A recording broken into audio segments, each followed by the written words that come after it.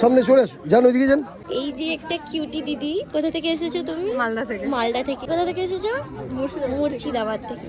আর আমরা এত পরিমাণে লাইনে দাঁড়িয়ে আছি যে একসঙ্গে দাঁড়াতে দাঁড়াতে আমাদের লাইন। হ্যাঁ, আর এখন বাজে 2টো পেরিয়ে গেছে, আর আমরা দাঁড়িয়ে দাঁড়িয়ে গল্প করছি, মানে নিজেদের মধ্যে আমাদের আলাপ হয়ে গেছে, তাই তো। মাকে দর্শন করার জন্য আমাদের তো একটু কষ্ট করতেই হতো। তোমরা প্রথম ছবিটা দেখে বুঝতেই পেরে গেছো আমি কোথায় গিয়েছিলাম। সেই সকাল 10টার আগে থেকে লাইন দিয়েছিলাম, 2:45-এ আমরা পুজো দিতে পেরেছিলাম। দুপুর 12টা পর্যন্ত মন্দিরে পুজো নেওয়া হয়, কিন্তু ওই দিন এত ভিড় ছিল সেই জন্যই পুরো বিকেল 4টা পর্যন্ত পুজো নেওয়া হচ্ছিলো। কিন্তু তোমরা ভেবো না যে দুপুর গড়িয়ে গেলেও পুজো নেওয়া তো হচ্ছে, একদমই ভুল কথা।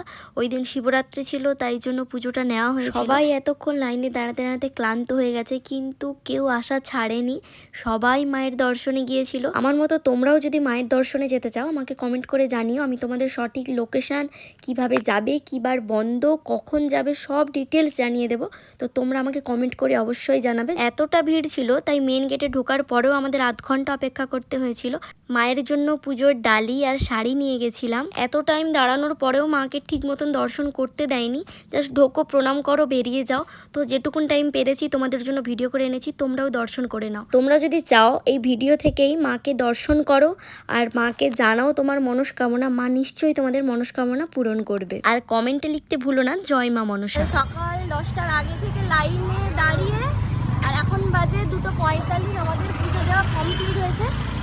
মানে এত ভিড়, মানে আগের জীবনে আমি কোনোদিন এরকম ভিড় দেখিনি। ওই দিন নিরামিষ থাকার কারণে অন্য কিছু আমরা খেতে পারিনি, তাই চলে গিয়েছিলাম গুপ্তা বাদার্সে। ওখান থেকে আমরা কচুরি, আলুর দম, ইডলি এইসব অর্ডার করেছিলাম। আর আমার সঙ্গে গিয়েছিল আমার বর, আমার মা আর আমার মাসির ছেলে।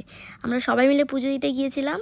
তো পুজোটা ভালোভাবে আমরা কমপ্লিট করার পরে বাড়ির উদ্দেশ্যে রওনা দেব। যতদিন থেকে মায়ের কথা জানতে পেরেছি আসবো আসবো করে তো আশাই হচ্ছিল না, আজকে হয়তো মা চেয়েছেন তাই আমরা আসতে পেরেছি। আমি এমনি পুজো দিতে এসেছিলাম ঠিকই, আমার বরের কিন্তু মনস্কামনা পূরণ হয়েছে। তাই তোমরাও মাকে তোমাদের মনস্কামনা জানাও আর বলো জয় মা মনসার জয়।